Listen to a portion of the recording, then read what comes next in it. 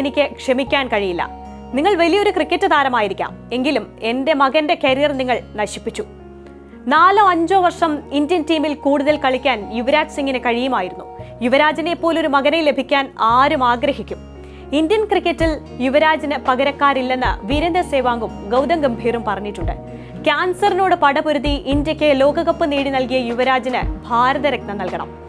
Indian cricket മുൻ താരം യുവരാജ് സിംഗിന്റെ പിതാവിന്റെ വാക്കുകളാണ് ഇത്.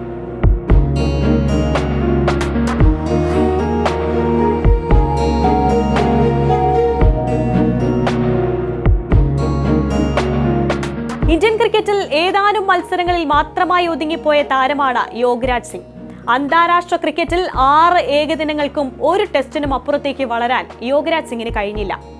തനിക്ക് കഴിയാതെ പോയ നേട്ടങ്ങൾ യോഗരാജ് സ്വന്തം മകനിലൂടെ പൂർത്തിയാക്കി.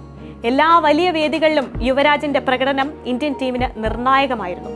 നാറ്റ്വേഴ്സ് സീരീസ് ഫൈനലിലെ 69 റൺസ്, 2020 ലോകകപ്പിൽ സ്റ്റുവർട്ട് ബ്രോഡിനെതിരായി നേടിയ 6 പന്തിൽ 6 സിക്സ്, 2011 ലോകകപ്പ് ക്വാർട്ടറിൽ ഓസ്ട്രേലിയൻ ആധിപത്യം അവസാനിപ്പിച്ച അർദ്ധ സെഞ്ചുറിയെല്ലാം യുവരാജ് നൽകിയ സംഭാവനകളായിരുന്നു. ബാറ്റിംഗിൽ മാത്രമല്ല, നിർണായക വിക്കറ്റുകൾ നേടുന്ന ബൗളർ, ഇന്ത്യൻ ക്രിക്കറ്റ് ആരാധകർക്ക് ആവേശമായ ഫീൽഡിംഗ് പ്രകടനങ്ങളുമായി യുവരാജ് വിസ്മയിപ്പിച്ചു.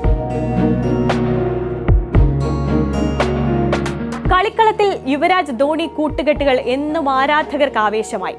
ഇന്ത്യൻ ക്രിക്കറ്റിന് ധോണി നേടി നൽകിയ 2 കിരീടങ്ങളിൽ യുവി ബാറ്റുകൊണ്ടും പന്തുകൊണ്ടും വിസ്മയിപ്പിച്ചു. 2007 2020 ലോകകപ്പാണ് ധോണിയുടെ കരിയറിലെ വഴിത്തിരിവായത്. ഇന്ത്യയുടെ ലോകകപ്പ് വിജയം ധോണി എന്ന പുതിയ നായകനെ സൃഷ്ടിച്ചു. ക്യാപ്റ്റൻ സ്ഥാനത്തോടെ മോഹമുണ്ടായിരുന്ന പല താരങ്ങളുടെയും ആഗ്രഹം ധോണിയുടെ സ്ഥാനാരോഹണത്തോടെ അവസാനിക്കുകയും ചെയ്തു. പിന്നീട് ഒരിക്കൽ തനിക്ക് ഇന്ത്യൻ ക്യാപ്റ്റനാകാൻ താല്പര്യമുണ്ടായിരുന്നെന്ന് യുവരാജ് തന്നെ വെളിപ്പെടുത്തിയിട്ടുമുണ്ട്. ഇന്ത്യൻ ടീമിലെ കൂട്ടുകാർ പിരിഞ്ഞു തുടങ്ങിയത് 2011 ലോകകപ്പ് വിജയത്തിന് ശേഷമാണ്. ക്യാൻസറിനെ ജയിച്ച് യുവരാജ് ഇന്ത്യൻ ടീമിൽ മടങ്ങിയെത്തി. പക്ഷെ പിന്നീടുള്ള യുവരാജിന്റെ കരിയറിൽ തന്നെ സ്ഥിരതയാർന്ന പ്രകടനം ഉണ്ടായിട്ടില്ല. 2014 T20 ലോകകപ്പ് ഫൈനലിലെ മോശം പ്രകടനത്തോടെ യുവയുടെ ബാറ്റിംഗ് സാങ്കേതികത്വം ചോദ്യം ചെയ്യപ്പെട്ടു. ഇന്ത്യൻ ടീമിന് അകത്തും പുറത്തുമായി യുവയുടെ കരിയർ മാറിമറിഞ്ഞു. അതിനൊപ്പം യുവരാജിന്റെ കായികക്ഷമതയും ചോദ്യം ചെയ്യപ്പെട്ടു. 2017 ചാമ്പ്യൻസ് ട്രോഫി ഫൈനലിലെ പരാജയം ഇന്ത്യൻ ക്രിക്കറ്റിൽ ധോണിയും യുവരാജും ഒന്നിച്ചു വേണ്ടെന്ന ചർച്ചകൾക്ക് തുടക്കമിട്ടു. ടീമിൽ നിന്ന് പുറത്താക്കപ്പെട്ടപ്പോഴും യുവി കാത്തിരുന്നു.